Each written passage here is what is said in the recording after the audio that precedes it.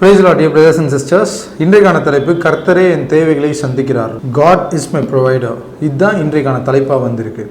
இன்றைக்கி நம்மளுடைய வாழ்க்கையில் பார்த்தீங்க அப்படின்னா ஏராளமான தேவைகள் இருக்குங்க.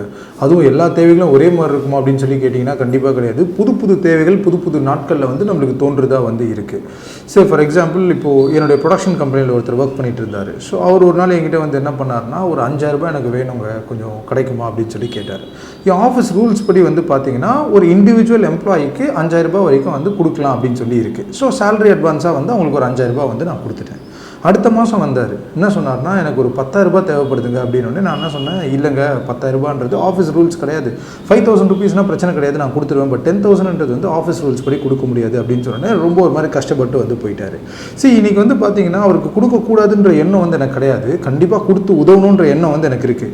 எப்படி போன மாதம் வந்தாரோ அதே போல் இந்த மாதமும் அவருக்கு செஞ்சிடணும் அப்படின்ற ஒரு எண்ணம் எனக்கு இருந்தது. ஆனால் அவருடைய தேவை தான் பார்த்தீங்க அப்படின்னா மாற்றப்பட்டு தான் இருக்குது. அதாவது போன மாதம் 5000 இந்த மாதம் 10000 சொல்லி அவருடைய தேவை தான் மாறி போயிடுச்சு.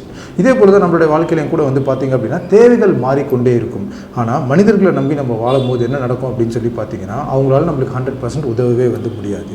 இன்றைக்கி உங்களுடைய தேவைகளும் கூட ஏராளமாக இருக்கலாம். அந்த தேவைகள் ஒவ்வொன்றாக சந்திக்கப்பட வேண்டும் என்றால் நம்ம செய்ய வேண்டியது ஒன்று தான். இது குறித்து வேதத்தில் சங்கீதம் 23ஆம் அதிகாரம் 1ஆம் வசனத்தில் தெளிவாக போடப்பட்டிருக்கு. Please turn to Psalms chapter 23 verse 1. The Lord is my shepherd, I shall not want. கர்த்தர் மேய்ப்பராக இருக்கிறார், நான் தாழ்ச்சி அடையேன். So Lord is my shepherd, I shall not want அப்படின்னா, அந்த வாண்ட்ன்றது நம்மளோட தேவைகளை காட்டிலும் அதிகமாக நம்மளுக்கு என்னென்னலாம் ஆசைகள் இருக்கோ எல்லாமே நம்மளுக்கு பூர்த்தி செய்யப்படும் என்பதை குறித்து சொல்லுது. தமிழில் ரொம்ப அழகாக போடப்பட்டிருக்கு, நான் தாழ்ச்சி அடையேன். தாழ்ச்சி அடையேன் அப்படின்னா, அதாவது எனக்கு தேவைகள்ன்ற ஒன்று இருக்க போகிறதே கிடையாது, எப்போவுமே எல்லாமே நிறைவாக இருக்கும் என்பதை குறித்து தான் தமிழில் தெளிவாக தாழ்ச்சி அடையேன்னு சொல்லி போடப்பட்டிருக்கு. ஆனால் இப்படிப்பட்ட ஒரு வாழ்க்கை நம்மளுக்கு அமையணும், அதாவது தேவைகளே நம்மளுக்கு வரவே கூடாது, எல்லா நேரங்களும் கர்த்தர் நம்மளுக்கு எல்லாவற்றையும் கொடுக்க வேண்டும் அப்படின்ற ஒரு வாழ்க்கை நம்மளுக்கு அமையணும்னா நம்ம செய்ய வேண்டியது ஒன்று தான். First part of the word, கர்த்தர் என் மேய்ப்பராக இருக்கிறார். The Lord is my shepherd. அவரை நம்மளுடைய மேய்ப்பராக நம்ம தேர்ந்தெடுக்க வேண்டியதாக வந்திருக்கு. இன்றைக்கி கர்த்தர் நம்மளுக்கு இதை பண்ணுவார் அதை பண்ணுவார் நம்ம வாயில் சொல்கிறோமே தவிர, நம்மளுக்கும் ஒரு தேவை வரும்போது கர்த்தரை சார்ந்து வாழ்கிறோமான்றது மிகப்பெரிய ஒரு கேள்விக்குறியாக இருக்குது.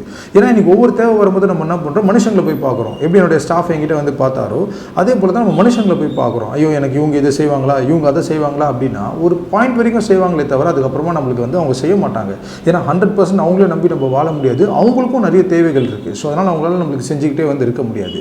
ஆனால் கர்த்தரை நம்மளுடைய மேய்ப்பராய் வைக்கும்போது, மேய்ப்பர்னா நம்மளை வழி நடத்துறவர், அதாவது நம்மளுடைய வழிகாட்டியாக கர்த்தரை நம்ம தேர்ந்தெடுக்கும் போது தேவைகள் ஏற்படாத ஒரு வழியில் கர்த்தர் நம்மளை அழைத்து கொண்டு போவார். அது நம்மளுடைய பிஸ்னஸாக இருக்கலாம், நம்மளுடைய உடல்நல காரியங்களாக இருக்கலாம், இல்லை நம்மளுடைய தேவைகளை குறித்து வேறு எந்த விஷயமா இருந்தாலுமே கர்த்தர் நம்மளுடைய வழிகாட்டியாக நம்மளுடைய மேய்ப்பராக இருக்கும்போது, இந்த இடத்துல ஒரு தேவை அப்படின்ட்டு இருக்குன்னா அந்த இடத்துலேருந்து நம்மளை கூட்டிகிட்டு போகாமல் எல்லாமே நிறைவாக இருக்க வழியில் அவர் நம்மளை கூட்டிகிட்டு போவார் என்பது தான் இந்த மெசேஜ் மூலமாக நான் சொல்ல ஒரு காரியமாக இருக்குது. ஸோ இன்றைக்கி நீங்களும் கூட கர்த்தர் உங்களுடைய மேய்ப்பராக ஏற்றுக்கொள்ளும் போது தேவைகள் அப்படின்றது எல்லா நேரமும் சந்திக்கப்படும். தேவைகள் இல்லாத ஒரு வாழ்க்கையும் உங்களால் வாழ முடியும் என்பது தான் இந்த மெசேஜ் மூலமாக நான் சொல்ல ஒரு காரியமாக இருக்குது.